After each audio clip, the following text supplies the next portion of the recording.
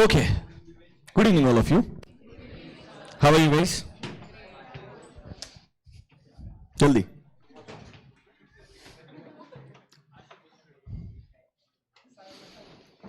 I think पहली बार किसी batch के अंदर when your exam is in May, right? Or June. We are starting BCK so soon. Normally BCK is the last subject to start. Like by that time I think economics is already over. Maybe majority part of law is also over. तब जाके हम BCK शुरुआत करते हैं. पर अभी तुमको विजय sir ने धोखा दिया है बीच में. तो अभी ऐसा मान के चलिए कि मैं हाँ सब्स्टिट्यूशन पीरियड के लिए आया. हाँ you can say that.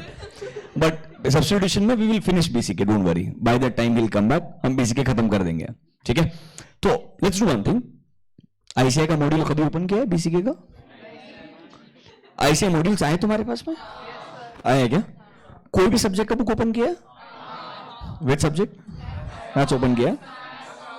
Accounts. अच्छा, you study from ICI module? Oh great. Accounts. Okay. किसी ने BCK का बुक तो बिल्कुल भी ऐसा चांस है?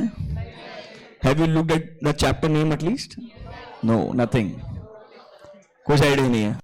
अच्छा, at least BCK is with economics इतना तो मालूम है. कन्फर्म ना? पक्का? Thank god. हाँ 40 मार्क्स के लिए चाहिए, वो कोई गारंटी नहीं है. दैट इज ICI पे डिपेंडेंसी. हाँ नॉर्मली ऐसा बोलते हैं, उन्होंने बाइफर्केशन दिया है. 60 marks economics, 40 marks BCK. And ICI normally वो वेटेज को स्टिक भी करता है, ऐसा आप बोल सकते हो. तो let's do one thing. Let's have a basic introduction to BCK first. कि इस सब्जेक्ट के अंदर क्या है, ये सब्जेक्ट क्यों बनाया है. What do you think, why do we have BCK? Anyone? क्यों है तुम्हारे हिसाब से तुम्हारे लिए BCK? Do you even know the full form of BCK? तो मेरे को टेंशन यार, तुमको बिजनेस कमर्शियल पक्का बना. Do you think it is relevant to teach, about commerce or business to CA students? Relevant है ये? पढ़ाना चाहिए पक्का. देखो ICI क्या सोचता है, उन्होंने 6 चैप्टर बनाए. पहले ये सब्जेक्ट नहीं एग्जिस्ट करता था. Originally if you remember when we had CPT, this subject didn't exist. Then when CA foundation was reintroduced once again, तो उन्होंने बोला एक intermediate में subject है strategic management. So in India we have a subject called as EIS and strategic management. वो जो strategic management है उसका आप बोल सकते हो introduction वाला जो part है इन्होंने BCK के फॉर्म में इंक्लूड किया है.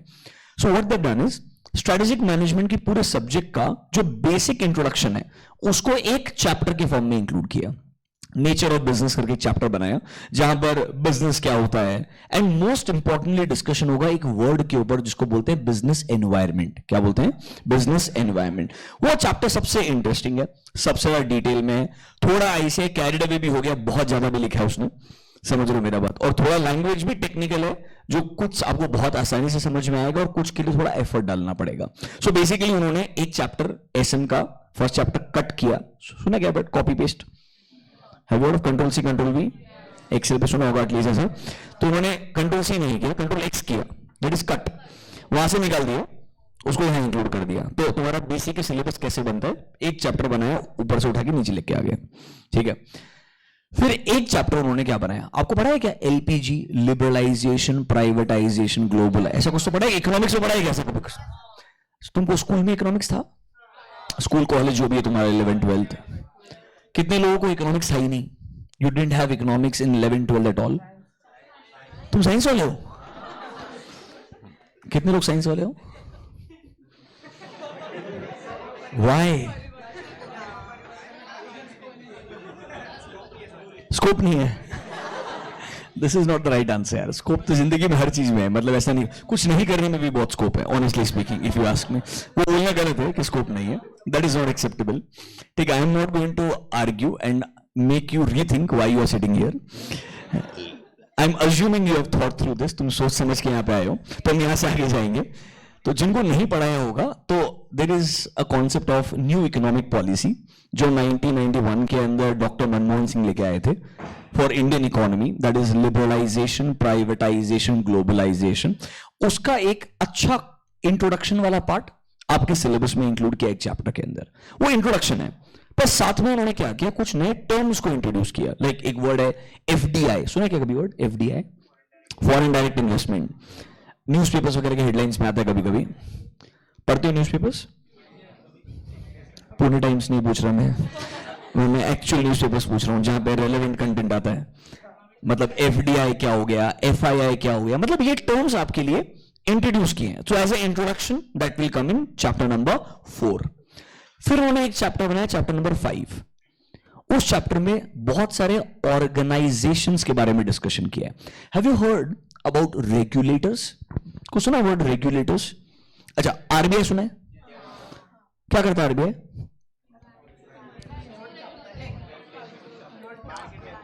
क्या करता है? सो आरबीआई रेगुलेटर है तुम्हारे सबसे, नोट छापता है। Can I open a bank account with RBI? They monitor all banks. So basically a regulator for banking industry. Not just banking industry, even आपने सुना है कि वर्ड इन, एक सेकेंड, एक रूल मेरे क्लास में, तुम टाइम पास नहीं कर सकते हो, तुम ज्यादा बात नहीं कर सकते हो, बता देता हूं पहले ही दिन। I can snap at any point of time. Do you get my point? मैं हंसते खेलते पढ़ाऊंगा, कोई दिक्कत नहीं है, बट बहुत टाइम पास तुम चिल्ला रहा है पीछे, कोई इंटरेस्टेड नहीं है, ये मैं नहीं साइन कर पाएगा, पहले बता रहे हैं, ठीक है ना? आराम से। बाद में मैं गुस्सा करेगा किसी के ऊपर, फिर तुम बोलोगे हमको पता है नहीं, इसलिए बता देता हूं सीरियस तरीके से, ठीक है? क्लियर है वो चीज? तो टॉकिंग अबाउट आरबीआई, तो जो हमारा पूरा बैंकिंग इंडस्ट्री है उसे कंट्रोल करना, रेगुलेट करना, ये काम है आरबीआई का। Not just banking industry, even आपने सुना कि word NBFCs? Have you heard of a company called Bajaj finance? सुना है क्या? बजाज फाइनेंस एक एनबीएफसी है। एचडीएफसी सुना है? 2 एचडीएफसी है, एक एचडीएफसी एक एचडीएफसी बैंक है, दोनों का मर्जर होने वाला है। नहीं पता? नहीं, वो अनाउंसमेंट हुआ, merger takes 1.5 year. Are you understanding my point? Now what is merger? I will also teach you, don't worry, tension मत लो। तो आपको बस ये बता रहा हूं कि ऐसे बहुत सारी चीजें हैं जो आपको इंट्रोडक्शन के फॉर्म में आएगी, आपको डरना नहीं है, ये सब कुछ यहां पर आपको इंट्रोड्यूस किया जाएगा, ताकि जब ये चीजें आप इंटरमीडिएट लेवल पे, फाइनल लेवल पे, देखो इंटर एंड फाइनल लेवल पे आपको बैंकिंग का पूरा एक्ट पढ़ना पड़ता है, banking regulation act, banking company का फाइनेंशियल स्टेटमेंट्स बनाना पड़ेगा आपको, तो आपको पता तो होना चाहिए ना आरबीआई क्या करता है। If I don't even know about the regulator, मुझे उसके बारे में बेसिक्स भी नहीं मालूम है, तो मैं उसके कंपनीज के बारे में फाइनेंशियल स्टेटमेंट्स कैसे बनाऊंगा, उनके पॉलिसीज को कैसे समझूंगा? आई यू अंडरस्टैंडिंग माय पॉइंट? कुछ लोग जो साइंस बैकग्राउंड से, उन्होंने शायद नहीं सुना होगा, बट कॉमर्स वालों ने स्कूल में ये भी पढ़ा होगा, कुछ repo rate, reverse repo rate, SLR क्या होता है, सीआरआर।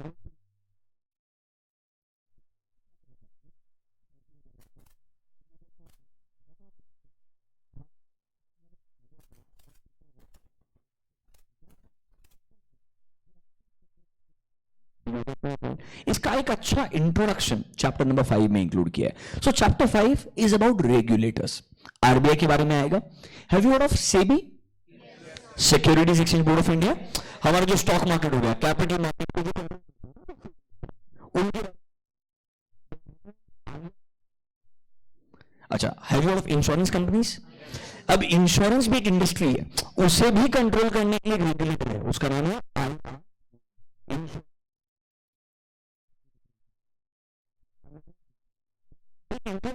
हमारे सिलेबस में चैप्टर नंबर 5 में इंक्लूड किया है। कहां इंक्लूड किया है? Chapter 5।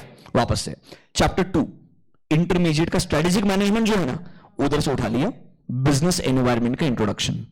Chapter 4 LPG, economic policies के ऊपर है। चैप्टर 5 रेगुलेटर्स के बारे में, मतलब हर चैप्टर ना अलग है। 4 का डायरेक्शन एकदम अलग है, 5 का डायरेक्शन एकदम अलग है, सेकंड बिजनेस के ऊपर आ गया पूरा का पूरा। फिर एक मेरा फेवरेट चैप्टर जो उन्होंने बनाया, और तभी मैंने डिसाइड किया कि मैं फाउंडेशन पढ़ाऊंगा। इधर आओ, एक चैप्टर इंट्रोड्यूस किया आपके सिलेबस में, chapter number 6। Look at the heading, common business terminology. मतलब यहां पर ना कुछ नहीं डेफिनेशंस हैं, बहुत कम। शुरुआत होती है यहां से,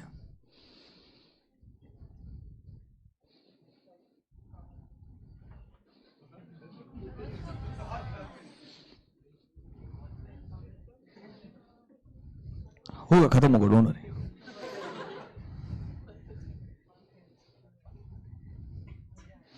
होगा होगा, don't worry, that's it. 20 pages pure definition, यहां पर stock market definition, commodity market definition, marketing के डेफिनेशंस, बिजनेस के डेफिनेशंस, लास्ट में कुछ समझ में नहीं है, अदर डेफिनेशंस। मतलब मेरे हिसाब से लिटरली एक बंच ऑफ सीनियर लोगों को बोला, एक काम करो, एक बच्चे को जो जो आना चाहिए तुम्हारे हिसाब से इंपॉर्टेंट वर्ड्स निकाल निकाल के लिस्ट बना के दे दो। डेफिनेशन हम विकिपीडिया से या बुक से उठा लेंगे। उनको बस बताया नहीं ये फाउंडेशन के लिए, उनको बस बताया सीए कोर्स के लिए। समझ लो मेरा बात। तो बहुत सारे ऐसे जो आपको बहुत आराम से समझ में आएंगे। मतलब बैलेंस शीट क्या होता है वो लेवल का डेफिनेशन भी है। एंड बीटा क्या होता है, साइंस वाला नहीं है, कॉमर्स में बीटा होता है। समझ लो मेरा बात। It's related to stock market, वो बीटा का डेफिनेशन भी है। मतलब कुछ ऐसा है जो तुमको और कुछ ऐसा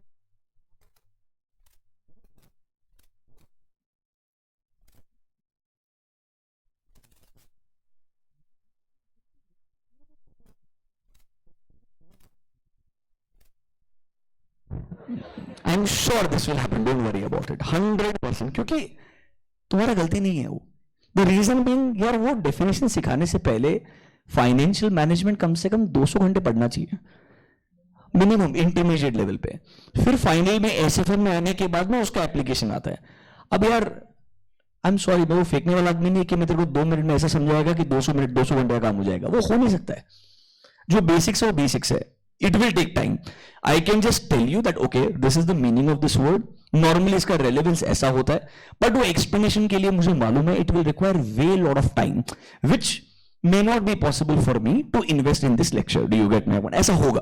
तो बहुत सारे डेफिनेशंस मैं तुमको बोलूंगा, ये इसका मीनिंग है, इसका रियल लाइफ में एप्लीकेशन ऐसा है। बेसिक अंडरस्टैंडिंग आपको दे दूंगा, टेक्निकल डेफिनेशन में मत जाना। It will take some time, when you reach a level you will understand, but trust me मजेदार डेफिनेशन है। मतलब इतना ज्यादा डिटेल में कुछ कुछ तो आपने सुना है क्या? स्टॉक मार्केट में कुछ फ्यूचर्स होते हैं, ऑप्शंस होते हैं, कॉल ऑप्शन, सब है तुम्हारे सिलेबस में। ऐसा कुछ भी नहीं कि जो नहीं, हर चीज लिटरली उसे तो उसने मस्त चैप्टर बनाया, चैप्टर नंबर 6। ये चैप्टर बहुत मजेदार है, इसलिए अपना एक रूल रहेगा, जब मैं डिस्कस भी करूंगा आपको समझाऊंगा। कुछ डेफिनेशंस पे डिस्कशन में भी 30 मिनट चले जाएगा और कुछ डेफिनेशंस पे 3 मिनट। प्लीज इवैल्यूएट ऐसे मत करना, क्योंकि कहा मुझे लगता है चीजें बहुत आसान है, एक बार में समझ जाएगी। मैं बिल्कुल सिंपल तरीके से समझाऊंगा, छोड़ दूंगा। जहां बहुत टाइम लगेगा वहां हमको टाइम स्पेंड करना पड़ेगा, कोई ऑप्शन नहीं है। Please understand that. और शायद कुछ चीजें ऐसी होगी जो आपको आगे बहुत रेलेवेंट रहेगी, तो मैं डेफिनेटली और ज्यादा टाइम स्पेंड करना चाहूंगा उनके ऊपर। पर चैप्टर 6 ऐसा समझ लो शौक के लिए पढ़ेंगे। समझ लो मेरा बात है। मेजोरिटी लोग इस चैप्टर को ऑप्शन छोड़ देते हैं। मैं तुम्हें क्लियरली बोलता हूँ 6 मार्क का वेटेज है, क्योंकि उनको लगता है बहुत ही अलग हो गया। मतलब बच्चे का भी गलती नहीं है ऑनेस्टली, पर मेरे को लगता है बहुत मजा आएगा इधर। मतलब कुछ कुछ डेफिनेशन बहुत ही यूजलेस रहेंगे। मतलब एक वर्ड के ऊपर 5 वर्ड बना देंगे, समझ लो क्या मेरा बात। And they will sound very similar, they will not be lot of difference, but overall अच्छा चैप्टर है, चैप्टर नंबर 6। तो देखो चैप्टर 2 इंटरमीडिएट से लेके आए, 4 पॉलिसीज के ऊपर हो गया, 5 ऑर्गेनाइजेशन रेगुलेटर्स के ऊपर हो गया, आरबीआई सेबी वगैरह, 6 क्या हो गया? डेफिनेशन। चैप्टर 1 क्या है? जो होना चाहिए हमेशा इंट्रोडक्शन नहीं होता है जिंदगी में, इंट्रोडक्शन टू बीसी के टाइम पास चैप्टर एकदम। इकोनॉमिक एक्टिविटी क्या होती है, नॉन इकोनॉमिक एक्टिविटी क्या होती है, सुना होगा, ये तो सुना होगा, प्लीज स्कूल में पढ़ा दिया होगा तो तुम्हें। Please economic, non partnership form क्या होती है, पढ़ा है? पार्टनरशिप एक्ट पढ़ा था ना? अरे यार इसीलिए मैं बीसी के शुरू नहीं करता। मैं परेशान कैसे करूंगा ना तुमको। मेरा स्ट्रेटजी सिंपल रहता है, सब सिलेबस खत्म हो गया, फिर आखिरी में जाने का, परेशान करने का, क्वेश्चन पूछने का, क्योंकि तुमने पढ़ा होगा कहीं ना कहीं कुछ ना कुछ। इस बार मैं परेशान नहीं कर पाऊंगा, मुझे एक्सप्लेनेशन ज्यादा देना पड़ेगा। ओके, पार्टनरशिप, एचयूएफ सुना आपने? एचयूएफ वो भी आएगा। एलएलपी सुना होगा आपने, आपके सिलेबस में है, डिटेल में इंट्रोडक्शन में दे दूंगा, डोंट वरी अबाउट इट। ये सब चीजें चैप्टर नंबर 1 के अंदर आएगी। बहुत बेसिक सा इंट्रोडक्शन चैप्टर है ये। चैप्टर 1 इंट्रोडक्शन, 2 एसएम से लेके आए, बताया मैंने आपको। अरे हाँ ना, अब बचा एक ही चैप्टर, चैप्टर नंबर 3। मेरे को लगा कि जब उन्होंने डिस्कशन किया होगा ना, सिलेबस तो बनाया है, 5 चैप्टर तो बन गए, 5 अच्छे नहीं लग रहे, एक चैप्टर तो और चाहिए। समझो, पर वो लास्ट मोमेंट था। आई थिंक सबमिशन को 1 घंटा बाकी रहेगा, समझ लो मेरा बात। उसको लगा बस खत्म करना है, तुम्हारे साथ होगा बिल्कुल ऐसे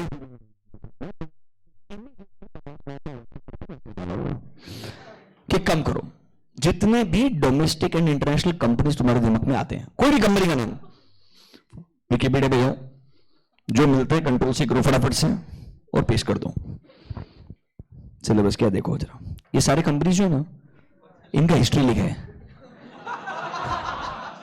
Adani Port, let's not get to Adani business, Asian Paints, Axis Bank, Bajaj, Bharti, कुछ भी, और मतलब जितना मन में उतना लिखा है, मतलब लिटरली। इधर जरा क्या क्या लिखते बताऊं तुमको, इधर बताओ। पहले देखो अदानी पोर्ट, ये हमारा लोगो है, इनकॉर्पोरेशन ईयर ये है, ओनरशिप ग्रुप, हेडक्वार्टर, फिलहाल एमडीसीमी है, सीईओ, सीएफओ, इनमें बदल, they will keep changing also right. Ideally जब उन्होंने प्रिंट किया होगा, और 100% ऑब्वियसली।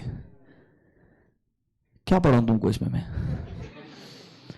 ये सबसे यूजलेस चैप्टर है, मैं कुछ पढ़ा नहीं सकता हूं इस चैप्टर में, क्या कुछ है नहीं मेरे पास में। और कहीं कहीं तो इतना बोर बना कंपनी न्यूज वो भी मतलब there is nothing in this chapter to be taught honestly speaking. मैं आपको एक आईसीआई का पीडीएफ शेयर करूंगा जहां उन्होंने भी रियलाइज कर लिया दैट इट इज यूजलेस। उन्होंने लिस्ट ऑफ कंपनीज बना के दी है, पूरा एक पीडीएफ ऐसा बना के दिया है, देखो दिखा दो तुमको। इसमें है क्या, नहीं इसमें नहीं है, ठीक है। I show that PDF to you, जहां पे उन्होंने क्या किया, सारी लिस्ट ऑफ कंपनीज बनाए, कंपनी का इनकॉर्पोरेशन किया, वो जो टेबल में आता है ना समरी, उन्होंने बना के दे दिया है। तो एग्जाम के 1 दिन पहले रट्टा मार के चले जाने का। 5 क्वेश्चन आएंगे, 2-3 ऐसे आएंगे जो लॉजिकली खुद आंसर कर पाओगे, 2-3 आएंगे ही नहीं, याद हो ही नहीं सकते, समझ लो मेरे को।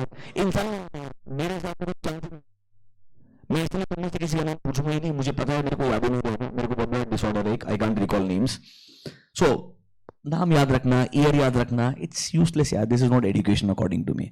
पर आपको लिस्ट फिर भी मिल जाएगा, वो प्लीज आखिरी दिन पढ़ने का और चले जाने का। उसके अलावा चैप्टर 3 में कुछ कर सकते नहीं हो। मतलब पढ़ने कितने चैप्टर है, चैप्टर 3 आज खत्म हो गया है, समझ रहे हो बात है? नहीं ऐसा इतना बुरा भी नहीं करूंगा, लास्ट डे एक लेक्चर लूंगा मैं, don't worry about this. 2-3 terms है वो सिखाऊंगा आपको, 2-3 कंपनीज के बारे में डिस्कशन कर लेंगे आइडियली, बट उसके बियॉन्ड आई डोंट थिंक मेरे पास कुछ बहुत ज्यादा रहने वाला है। जस्ट 1 सेकेंड ना। ओके, ऑनलाइन पब्लिक बोल रहा है voice is breaking, why so? Hello hello hello, is it better now? Online students, please confirm.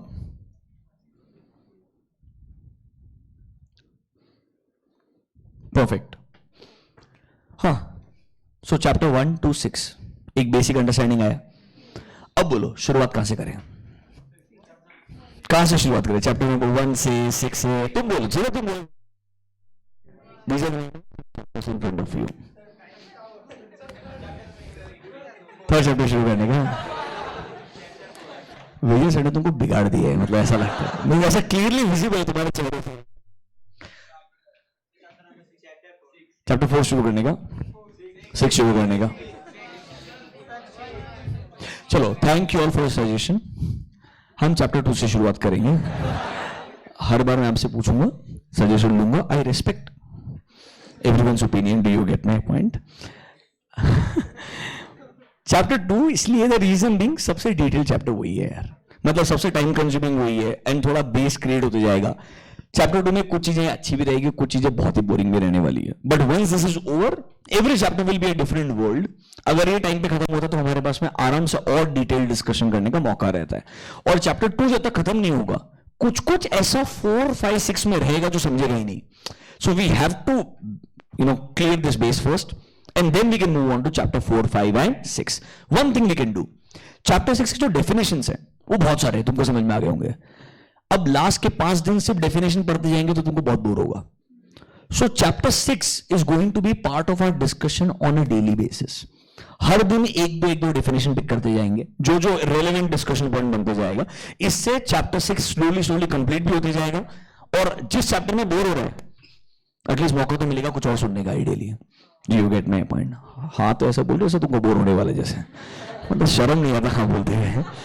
ठीक है, बट यस, चैप्टर 6 को हम साथ साथ में रखेंगे अलॉन्ग विद चैप्टर नंबर 2, 3 जो भी हम डिस्कस करते जाएंगे। अभी गुड, शुरुआत करें। पहली चीज, कल से रोज आईसीआई मॉड्यूल लेके आओगे। बीसीके का आईसीआई मॉड्यूल मेरे को चाहिए। तेरे पास नहीं है तो पड़ोसी के पास होना चाहिए, बुक रहना चाहिए। I am telling you, without that it will not be of any use. दूसरा चीज, आपको बीसीके के लिए सिर्फ आईसीआई मॉड्यूल रेफर करना है, कुछ और रेफर नहीं करना है। हर सेंटेंस पे क्वेश्चन बन सकता है, बहुत कॉमन है ये चीज, क्योंकि एमसीक्यू पेपर है। लिटरली सेंटेंसेस पिक करके फिल इन द ब्लैंक्स बन जाएगा। It's a very common practice. So हमको पूरा module thoroughly multiple time discuss करना है, समझना है। यस, एक बार मेरा ऑब्जेक्टिव है, मेरा स्ट्रेटेजी है, पूरा आराम से खत्म कर देंगे। एक या दो बार आपको खुद से रीड करके उसको रिवाइज करना है। उसके बाद आप कोई भी क्वेश्चन आराम से बिंदास देखना, सॉल्व करना, कोई दिक्कत नहीं आएगा। हम कुछ क्वेश्चंस को सॉल्व करने के लिए 2 दिन का प्रैक्टिस भी कर लेंगे, उससे आपको समझ में आ जाएगा। If the understanding of subject is good, answering the question is a cake walk. Please, exam में क्या पूछेगा वो सोच ही मत, that is not required at all. Do you get my point? The only thing you should think about is, समझ में अगर आ गया तो आराम से हो जाएगा। अभी गुड, शुरुआत करें, चलो। Perfect, let's come to chapter number 2, business environment. एक बात बताओ, how many of you want to start your own business post qualification, या मे बी 2-4 साल काम करने के बाद बिजनेस शुरू करने का? ऐसा कोई है जिसको लगता है कि मुझे बिजनेस शुरू करने का, may be post qualification, may be after 5 years, after 10 years, but someday for sure? How many of you think that? अच्छा, okay. Anyone knows what business they want to do? Please, if the answer is family business, we will not discuss further. There is nothing wrong, but nothing interesting. Social media marketing agency, okay. Oh, you promote still? Okay, you write blogs. What is the name of the entity? Name is unnamed. Nice, I like it. So, you write blogs or you help people?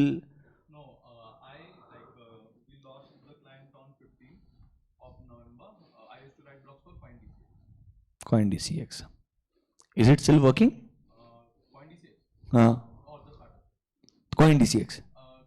CoinDCX, we left CoinDCX last month. Why? Because CoinDCX was not our directly client. One Hand Clap was a startup of Naveed and Akash Shah. They had outsourced. Okay. Did they pay you?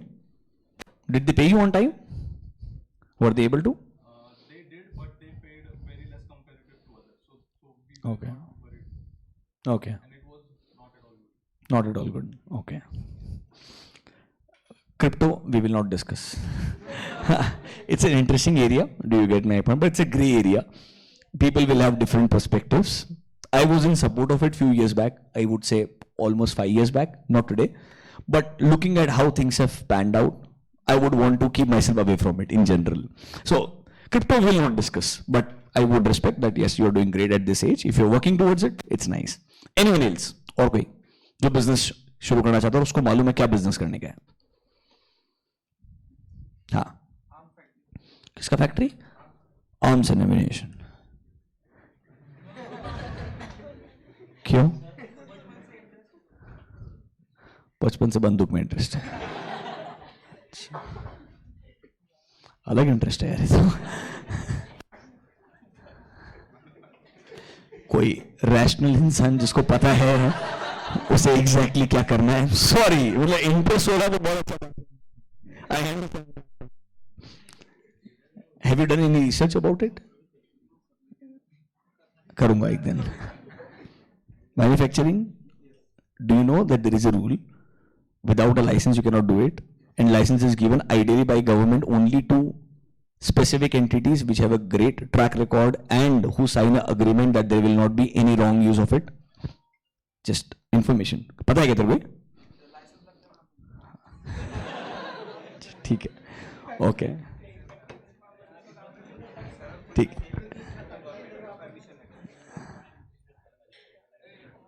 हाँ ठीक है, okay. Anyone else? ये dangerous batch है यार।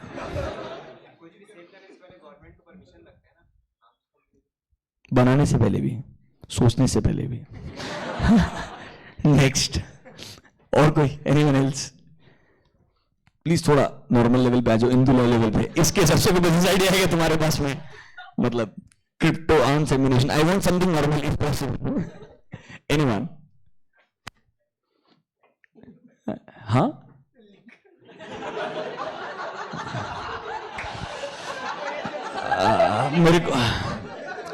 मेरे को तुमको पूछना ही नहीं है। मैं ही बता दूं।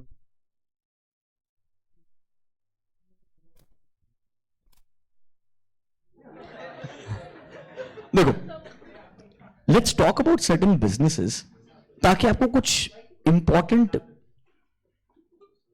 बेसिक रूल समझा सकूं आपको मैं। देखो, अगर आप बिजनेस को डिवाइड करना चाहोगे ना, दो ब्रॉडर कैटेगरीज में डिवाइड कर सकते हो, पेपर पेपर पर नहीं करने का, समझने के लिए। One is called as conventional business and second is called as a startup nature of business. Conventional business क्या हो गया? फॉर एग्जाम्पल, अगर आप मुझे पूछोगे रियल एस्टेट बिजनेस, कि हम लैंड एक्वायर करते हैं, बिल्डिंग कंस्ट्रक्ट करते हैं, सेल करते हैं, चाहे वो कमर्शियल नेचर का हो गया या रिटेल नेचर का हो गया, वो आपका चॉइस है। या फर्नीचर बनाते हैं, फर्नीचर बना के बेचते हैं। मतलब क्लियर कट हमारे को मालूम है कि हमारा ये इनपुट्स है, इनसे ये प्रोडक्ट बनेगा, मास स्केल प्रोडक्ट बनाया जाता है, इनको ये प्रोडक्ट बेचा जाएगा। या तो हम वेबसाइट से बेचेंगे या मे बी फिजिकल स्टोर बना करके बेचेंगे, ideally a conventional route of business. Second हो गया हमारे पास में, आपने सुने होंगे कुछ .com companies, like for example we talk about Airbnb. Have you heard of Airbnb? $1 billion business है। उबर $1 बिलियन बिजनेस है। ओला $1 बिलियन बिजनेस हो गया आपके लिए। जोमैटो है। देन जोमैटो को थोड़ा धुआं हुआ है बहुत। Stock, Zomato is a listed company, मालूम है ना आपको? Zomato is a listed company, उनका शेयर लिस्टेड है स्टॉक एक्सचेंजेस के ऊपर। जैसे वो लिस्ट हुआ, बस गड़बड़ वही हुई, उसका बहुत धुनाई हुआ जोमैटो का। नाइका हो गया, जोमैटो हो गया, ये सब क्या .com कंपनीज है। मतलब इनको हम स्टार्टअप्स भी बोल सकते हो, जो नॉर्मली एक अनकन्वेंशनल तरीके से शुरू किए गए बिजनेसेस है। मतलब ये नॉर्मल हमारे जो फिजिकल स्टोर लगा करके रन करने वाले बिजनेसेस है ना, वैसे नहीं आते हैं। अब दोनों बिजनेस के रूल्स अलग अलग होते हैं। अगर आप फॉर एग्जाम्पल कोई भी चीज का आपको इंडिया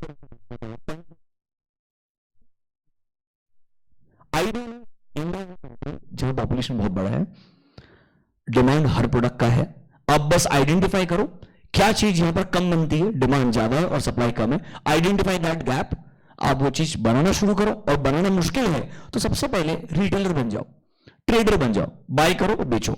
इससे आपको धंधा समझ में आना शुरू होगा, फिर आप मैन्युफैक्चरिंग करने के लिए जा सकते हो। फॉर एग्जांपल, इससे बोले इसको आर्म्स एंड एम्यूनेशन करना शुरू करने का है, तो सबसे पहले इसको अगर ट्रेडर बनना पड़ेगा, bye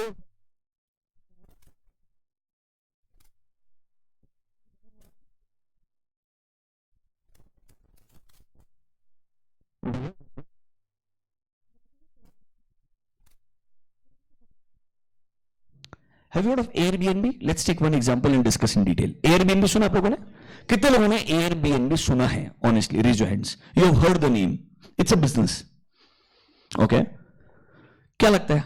What is the business model of Airbnb? क्या करता है Airbnb? सुना है बस, ठीक है, ओके। Anyone who knows? हाँ,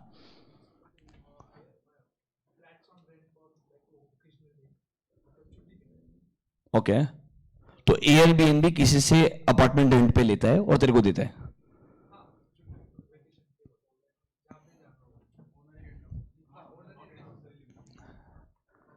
अच्छा, okay. Anyone else? Anyone who has used Airbnb? Okay, let me explain you. After 2008, 2008 के अंदर यूएस में बहुत बड़ा रिसेशन आया था। देखो, यूएस के अंदर जो .com रेवोल्यूशन है, ऑनलाइन कंपनीज, ये आ गया था 1999 के आसपास।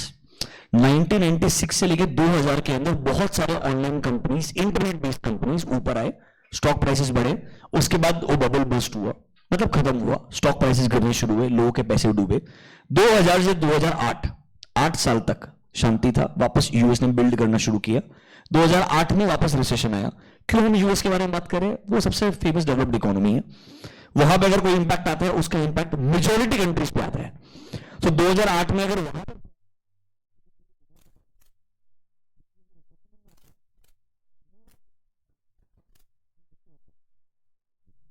उसके बाद में एक बिजनेस मॉडल क्रिएट किया गया.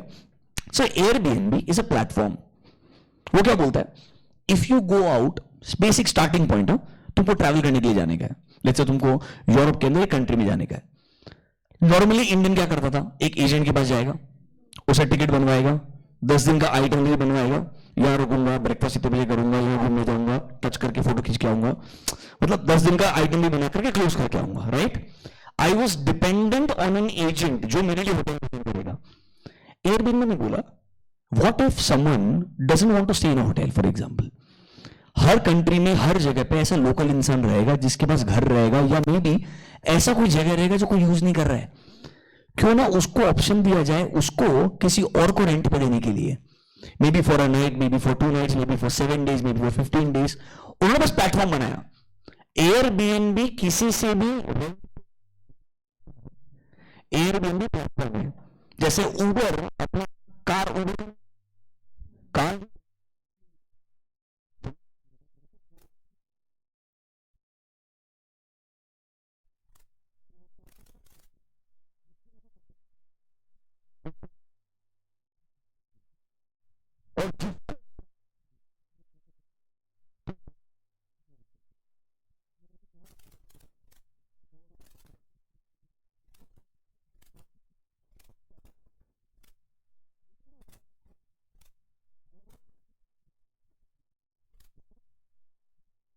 और फॉर एग्जाम्पल जहां पर लैंग्वेज बैरियर है मेरे लिए, अ कंट्री जहां पर उनका अपना लोकल लैंग्वेज रहेगा. राइट, तो मेरा होस्ट जो रहेगा उसको लैंग्वेज समझता है कि नहीं समझता है, ये इंपॉर्टेंट बन जाएगा.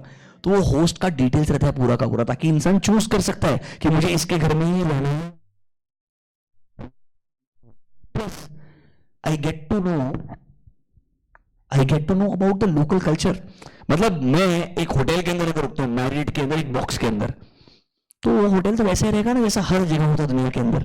अगर हम एक लोकल इंसान के घर पे, फॉर एग्जांपल कोई अगर लेट्स से यूके से ट्रैवल करके पुणे आता है, उसे क्या मालूम पुणे में पेट में कितने जगह पानी पूरी खाने गए, या वड़ा पाव खाने गए, या दाबेली खाने गए. फॉर एग्जांपल, मतलब अभी बहुत सारा दाबेली, बहुत सारा वड़ा पाव मिलता है.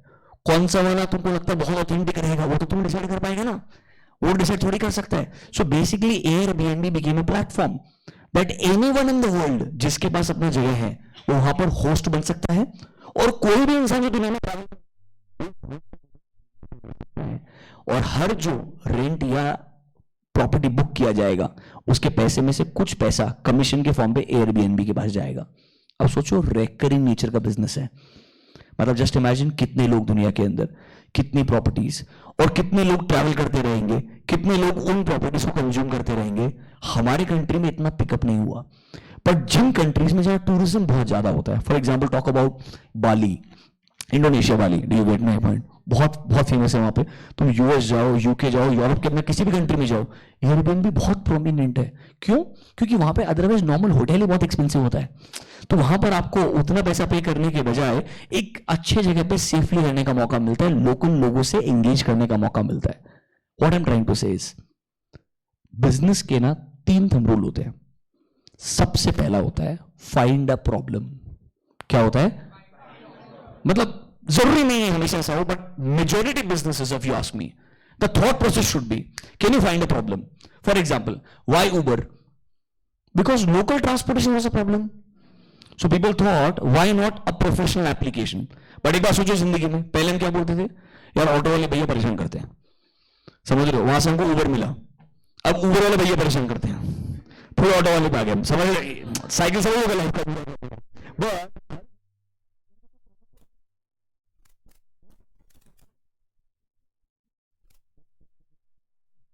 Then think about a solution. तो बेसिक 3 स्टेप है. एक काम करो, तुम्हारे पास नोटबुक है, कुछ भी है, बेसिक 3 पॉइंट्स लिखो. कुछ तुम्हारा अगर मॉड्यूल्स है तो मॉड्यूल के पीछे तुम्हारे पास स्पेस रहेगा, या इकोनॉमिक्स से तुमने नोटबुक बनाया होगा उसके पीछे स्पेस रहेगा. कुछ 3 पॉइंट्स लिखो. बीसीके में हमें ज्यादा नोटबुक का जरूरत नहीं पड़ेगा, तुम्हारे पास मॉड्यूल भी है तो भी सफिशिएंट रहेगा. Don't worry about it. Number 1, find a problem or create a problem. Find a problem or create a problem. Find a problem or create a problem.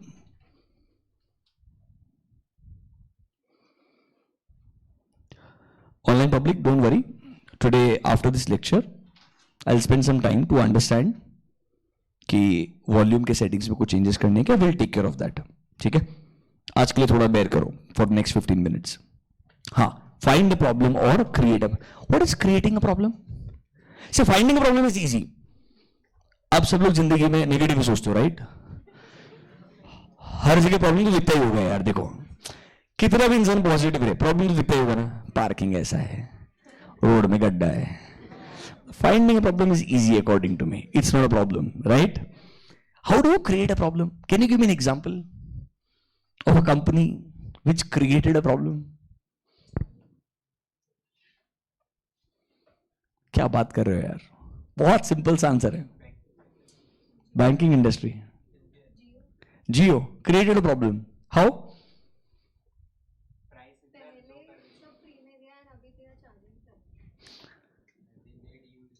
Jio is right. Jio is the perfect answer. सबसे ज्यादा disrupting अगर जो है ना, देखो उसने क्या किया. जस्ट इमेजिन बिफोर जियो तुम लोग फोन यूज करते थे तब. बिफोर जो तुम लोग को समझ ही नहीं आएगा यार. एक अलग ही प्रॉब्लम हमारे इधर यार. चलो ठीक है, अज्यूम सिचुएशन बिफोर जियो हमारे पास मोबाइल डेटा कितना था मंथली बेसिस पे? 1 GB 2 GB समझ लो फॉर द एंटायर मंथ. मतलब वो भी था but 1 GB 2 GB for the entire month. Are you understanding my point?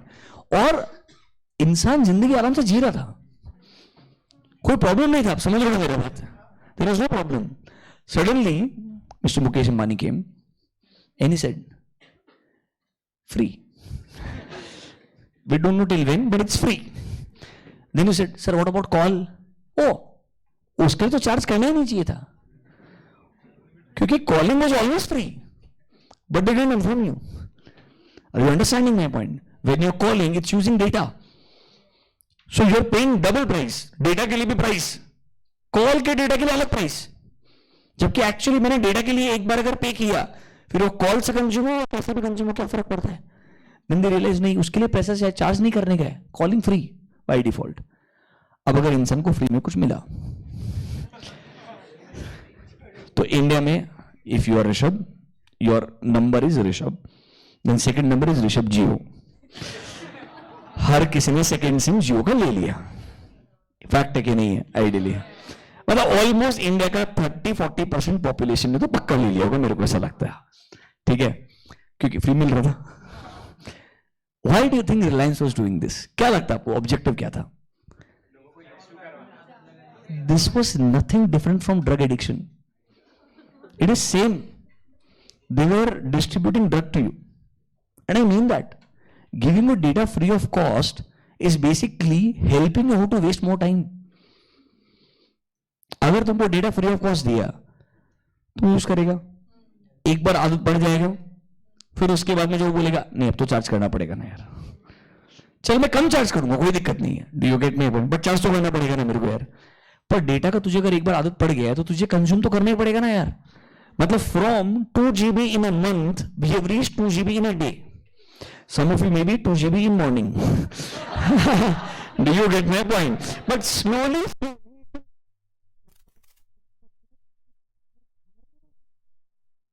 obviously that will happen. By the way, just for your information, मतलब आज की तारीख में जो आपके OTT प्लेटफॉर्म्स है, जो आपका नेटफ्लिक्स हो गया, Amazon प्राइम हो गया, उस पर जो कंटेंट अपलोड किया जा रहा है वो इतना हाई क्वालिटी है, वो 2-4 GB तो 15-20 मिनट में कंज्यूम कर लेता बेटा.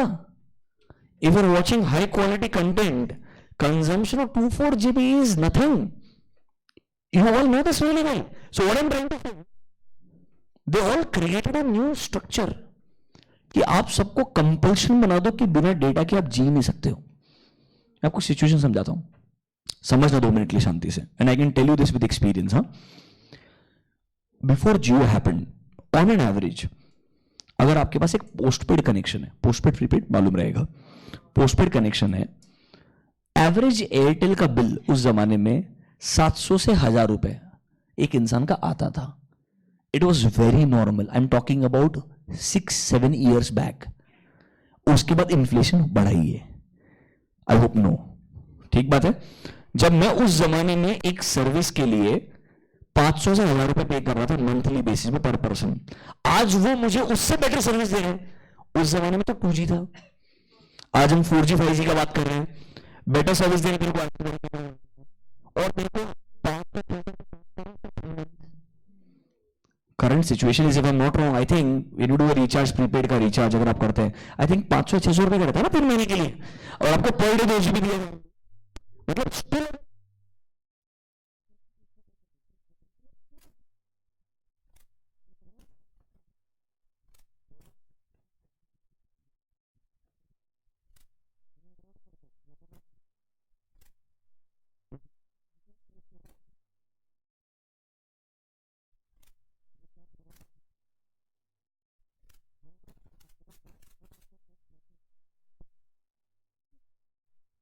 majority of the Indian population will be forced to pay, because पहले पोस्टपेड हुआ ही बहुत लिमिटेड लोगों के पास था। पहले रिचार्ज कॉन्सेप्ट था, कॉल्स के लिए 28 रुपीज का रिचार्ज कर लिया, मैसेज के लिए 12 रुपए का रिचार्ज कर लिया, मतलब वो ब्रेक डाउन हुआ करता था। अब वो ब्रेक डाउन कंपेरेटिवली कम होता जाएगा, आपको बंडल करके सर्विसेज दी जाएगी। मतलब in general if you ask me, just imagine जब फ्री में दिया, Jio was making losses obviously, Jio is already profitable for your information when they are charging 500 rupees for 3 months. Just imagine when they start charging 500 for one month. Then imagine 1000 for 1 month. And slowly, you know what I mean. And do you know why Jio entered? And once they entered, what happened with Idea and Vodafone? They both could not survive independently. Government says, नहीं ये हम नहीं होने देंगे। अरे तुम नहीं होने दिया। If you ask me, if Jio wouldn't have happened, बेचारा Idea Vodafone चल रहा होता। If you understand, I am not against it. I am saying ठीक है Jio में revolution लाया, but at what cost? At cost that only 2 players are left. Which 2 players? Airtel, BSNL है। सिर्फ BSNL बोलता मेरा कंपटीशन ही नहीं है, समझ रहे हो? मतलब उसका लीजिए है, जैसे Air India, no Air India की टाटा, अब एयर इंडिया एक्सपेंशन में खतरनाक 500 एयरप्लेन ऑर्डर किया उसने। एयर इंडिया में तुमको बता रहा है अब तो क्लियरली एक और इंडस्ट्री जो मुझे बहुत पसंद है, एयरलाइन इंडस्ट्री, हम आएंगे उसके ऊपर, अभी के लिए छोड़ दो, कम बैक वापस जियो के ऊपर। Create a problem, don't you think it's a serious problem जो क्रिएट किया है, and we all are part of it. Let me give you a simple example, एक और फैक्ट्स ताकि आपको समझ में आए। जो डेटा आप आज डेली बेसिस पे इंडिया में कंज्यूम कर रहे हो, for the same data, for the same service in US, a normal telecom player charges $60 to $70. How much? $60 to $70. Currently, dollar is around 80 to 82 range. Do you get my point? That's almost 5,000 rupees. What we pay today? 5 to 600 for 3 months. For yearly also, our family bill. I hope you're understanding what my point is. Same service. Just imagine if India is going to become a developed economy slowly, what telecom companies will actually do. And if only 2 left with this population, sorted. समझ में आएगा मैंने क्या बोला ideally? मतलब this is how you disrupt.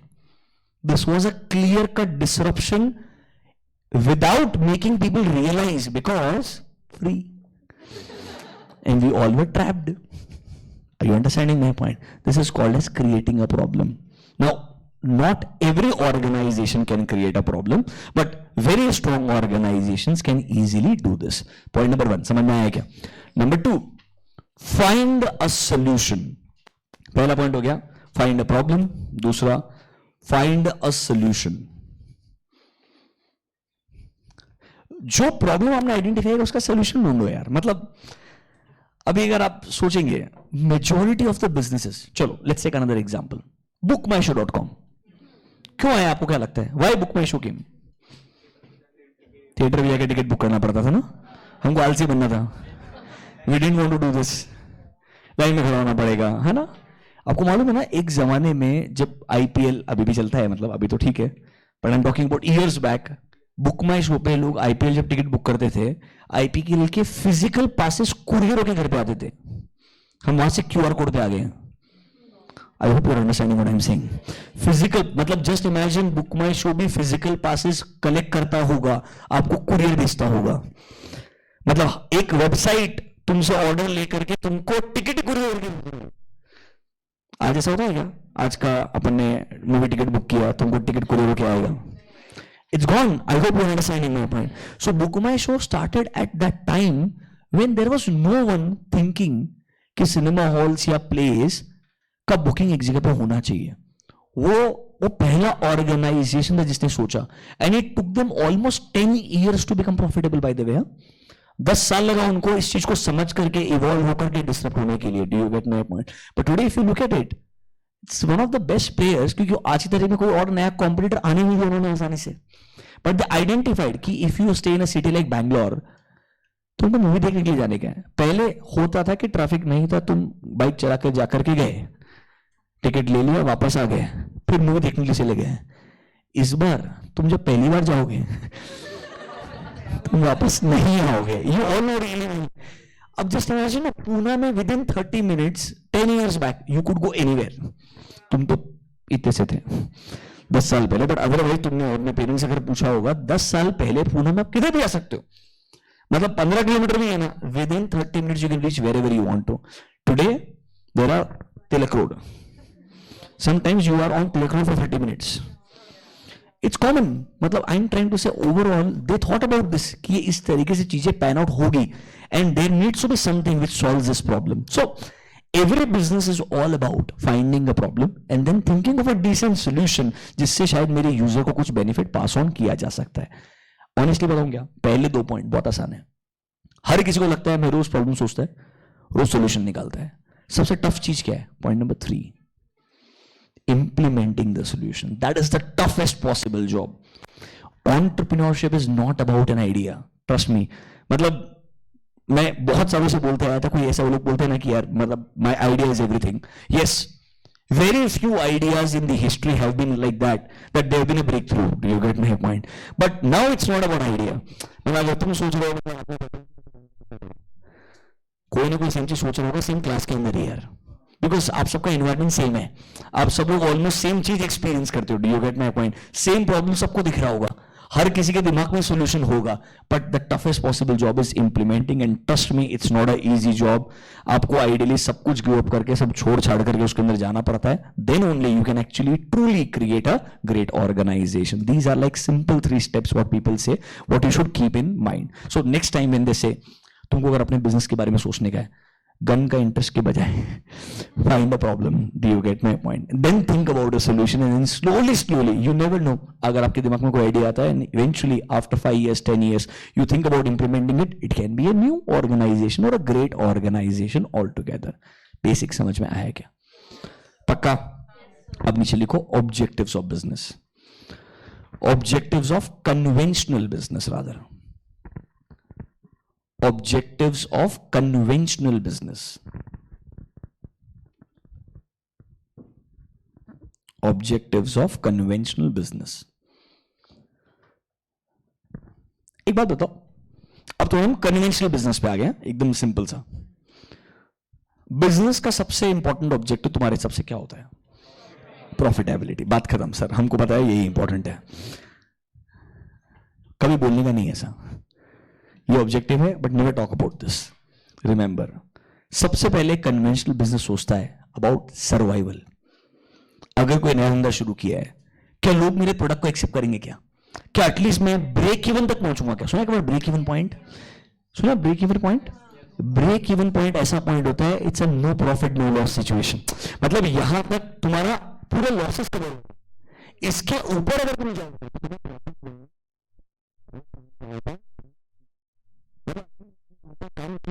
कुछ मिला,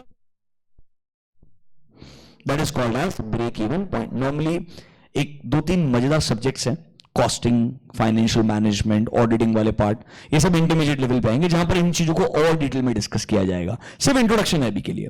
तो सर, सबसे पहला एक कन्वेंशनल बिजनेस का ऑब्जेक्टिव होता है सर्वाइवल, कि भाई मेरे प्रोडक्ट का एक्सेप्टेंस आना चाहिए. एटलीस्ट मेरे जो खर्चे हैं वो रिकवर होने चाहिए, प्रॉफिटेबिलिटी बाद में आया तो भी चलेगा. So my first main core objective is survival. अभी मैं कौन से धंधों के बारे में बात कर रहा हूं? जो हमारे कन्वेंशनल बिजनेसेस हैं उनके बारे में बात कर रहा हूं. लिखो number A, survival. Just few terms लिखते जाओ, आगे बहुत काम में आएंगे आपको ये. Number A, survival. बेसिकली मेरे प्रोडक्ट का एक्सेप्टेंस आ गया है, लोगों को एटलीस्ट ये पसंद है जो मैं प्रोडक्ट बनाता हूं. Do you get my point? मेरा खर्चा रिकवर हो रहा है, मे भी शायद थोड़ा बहुत प्रॉफिट भी आ रहा होगा, कोई दिक्कत वाला बात नहीं है. After survival comes number 2. लोग कन्वेंशनली बोलते हैं स्टेबिलिटी. लिखो point number 2, stability. What is stability?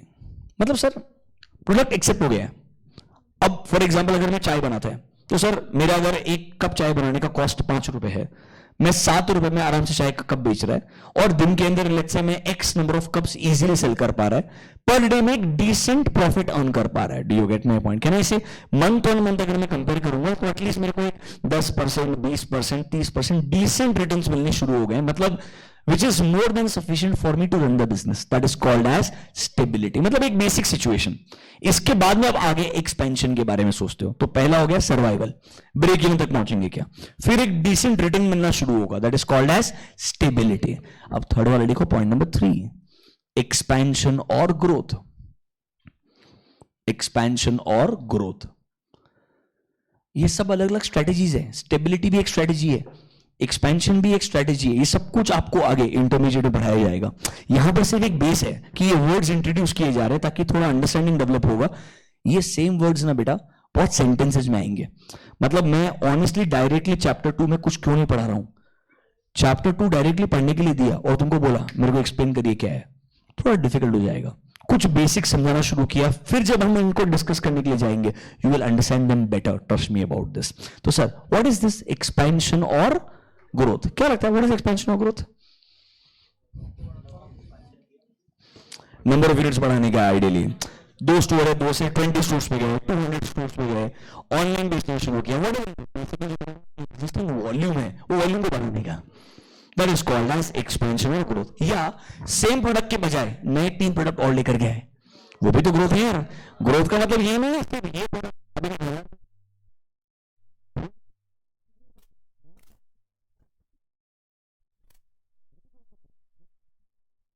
अलग अलग ग्रोथ के एक्सपेंशन के स्ट्रेटेजीज क्या क्या है आगे थोड़ा बताया जाएगा. दैट इज माय एक्सपेंशन और growth. Fourth objective, write down number 4, the most important one. बहुत सारे लोग जो भूल जाते हैं उसको बोलते हैं एफिशिएंसी. क्या बोलते हैं? एफिशिएंसी. अभी एफिशिएंसी क्या है? एक example. How many of you know how to make a cup of tea? चाय कितने लोग को बनाना आता है? सबको आता है? नहीं आता?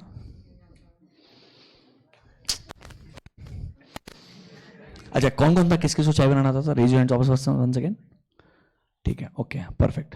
बेटा 1 कप चाय बनाने का मेरे को टेल मी द इंग्रेडिएंट्स. चाय पत्ती कितना कितना पर सब उठा के डाल दूं कैसे कैसा?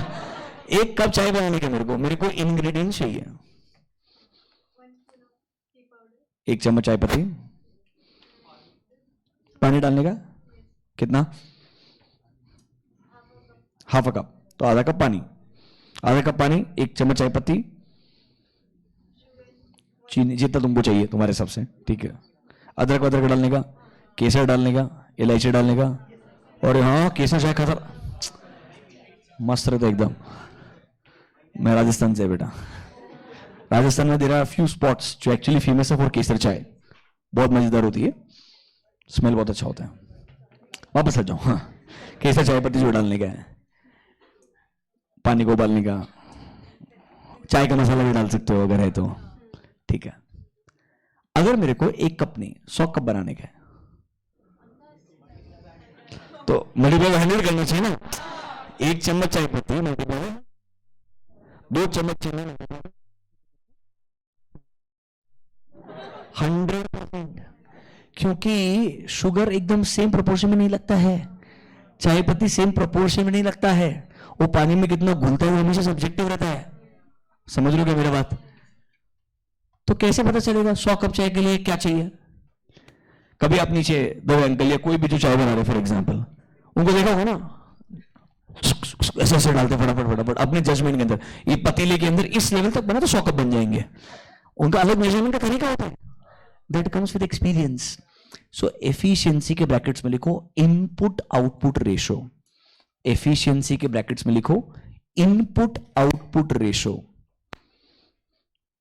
इनपुट आउटपुट रेशो मतलब क्या है, सुनो। कोई भी चीज जब आप मैन्युफैक्चर कर रहे हो या बना रहे हो, कुछ इनपुट्स को यूज करके आप एक फाइनल प्रोडक्ट बनाते हो। चाय बनाने के लिए हमारे ये सब इंग्रेडिएंट्स थे। एफिशिएंसी अचीव करने के लिए एक बिजनेस को पता करना बहुत जरूरी है कि जब मैं मेरा क्वांटिटी बढ़ाता हूं, जब मैं मेरा क्वांटिटी, एक कप चाय से मैं कितने पे गया, 100 कप पे गया, तो जो मेरे को इनपुट्स लगने वाला है, इनपुट्स मतलब जो चाय पत्ती है, चीनी है, व्हाटएवर इट इज, वाटर है, मिल्क है, जो भी है, इनका रिक्वायरमेंट कैसे बदलेगा to achieve the same quality of output. ये हमेशा एक्सपीरियंस से आता है। आप सेकेंड डे 100 कप चाय नहीं बना सकते हो, और अगर थर्ड डे बोलो 1000 बनाने के लिए तो और मुश्किल नहीं आएगा। This will come with, that is why they always say एक बिजनेस जब वॉल्यूम ग्रो करता है उसे समझना बहुत जरूरी है। वॉल्यूम गेम का फायदा तब होगा जब उसको एफिशिएंसी समझता है। मतलब the game is entirely efficiency. Assume a situation, दिमाग लगाना शांति से। मेरा चाय बनाने का कॉस्ट 5 रुपए। ये 5 रुपए कॉस्ट कहां से आया होगा? मिल्क कॉस्ट आया होगा, चाय पत्ती का कॉस्ट आया होगा, चीनी का कॉस्ट। ये इनपुट का कॉस्ट है तो मेरा एक्चुअल कॉस्ट है। अरे हाँ है ना। सेलिंग प्राइस 10 रुपए, अज्यूम अ सिचुएशन। प्रॉफिट क्या है मेरा? 5 रुपए। सेलिंग प्राइस रोज बदल सकता हूं क्या मैं? नहीं। I can increase it may be after certain period of time, but overall मेरा सेलिंग प्राइस तो सेम ही रहेगा ना। अगर मेरे को मेरा मार्जिन इंप्रूव करने का तो क्या करना पड़ेगा? कॉस्ट ही कम कर। कॉस्ट कम कब होगा? जब मेरा क्वांटिटी बढ़ना शुरू होगा। सो जब मेरा क्वांटिटी बढ़ेगा तो मेरे को पता होना चाहिए कि कैसे मैं क्वांटिटी पर चार कप बनाने के लिए मेरा जो कॉस्ट है वो 5 रुपए से कैसे 4 पे आएगा। तो मेरा क्वांटिटी भी बढ़ेगा। तब मेरा बात समझ में आया क्या? मैं 1 कप से 100 कप पे भी गया और पर कप मेरा प्रॉफिट 5 रुपए था, अब वो बढ़ के 6 रुपए हो जाएगा, 6 से 6.5 हो जाएगा। मतलब 1 पॉइंट आगे रुक जाएगा ऑब्वियसली, क्योंकि मिनिमम तो आपको कुछ ना कुछ कॉस्ट इनकर करना ही पड़ता है। बट ये एक्सपीरियंस से इंसान क्या अचीव करता है? एफिशिएंसी अचीव करता है। इसको बोलते हैं achieving best input output ratio. मतलब कम से कम कॉस्ट में बेस्ट पॉसिबल आउटपुट को क्रिएट करना। If you can do that, आपका जो मार्जिन है ना, मार्जिन क्या होता है? Profitability basically. वो क्या होगा? सिग्निफिकेंटली बढ़ेगा। और एक अल्टीमेटली बिजनेस क्या चाहता है? प्रॉफिटेबिलिटी। तो कैन आई से, डोंट यू थिंक ये सारे ऑब्जेक्टिव जो हैं, जो 4 ऑब्जेक्टिव आपने लिखे हैं, ये इनडायरेक्टली कहां लेके जा रहा है आपको? नंबर 5 लिखो, पॉइंट नंबर 5, प्रॉफिटेबिलिटी। ये सारे के सारे ऑब्जेक्टिव आपको डायरेक्टली इनडायरेक्टली किधर लेके जा रहे हैं? प्रॉफिटेबिलिटी की तरफ लेके जा रहे हैं। देखो यार, ये सब टर्म्स, ये कोई ऐसा कोई डेफिनेशन लिख के तुम्हारे सिलेबस में दिया नहीं है, बट ये सब कुछ कहीं ना कहीं आगे लिंक होकर के क्रिएट होकर कनेक्ट होते जाएगा। मैं सिर्फ चाहता था एटलीस्ट एक बेसिक अंडरस्टैंडिंग एक बिजनेस क्या होता है उसके बारे में, कुछ टर्म्स, स्टेबिलिटी क्या है, एक्सपेंशन क्या है, एटलीस्ट आपके सामने इंट्रोड्यूस करूं, ताकि आपका धीरे धीरे ना दिमाग उस तरीके से सिंक होगा that when we start discussing these aspects, आपको एक्चुअली चीजें समझ में आना शुरू होगी। इस सब्जेक्ट के अंदर बेस्ट पार्ट और वर्स्ट पार्ट दोनों सेम है।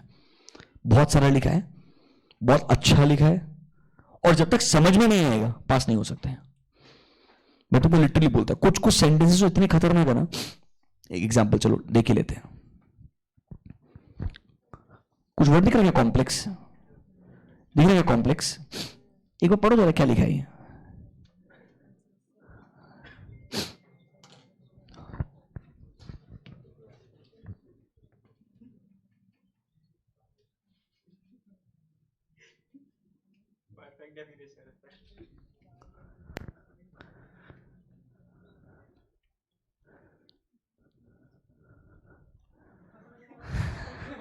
All in all everything is complex. मैं वही बता रहा हूं, बहुत डिफिकल्ट है, और ये सबसे आसान लैंग्वेज है बाय द वे।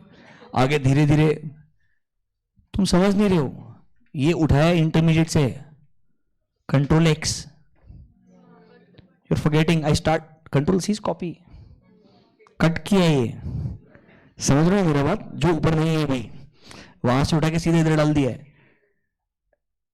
मैं बहुत आसान है मेरे लिए कहां से शुरुआत करने का, economic activity, non economic activity.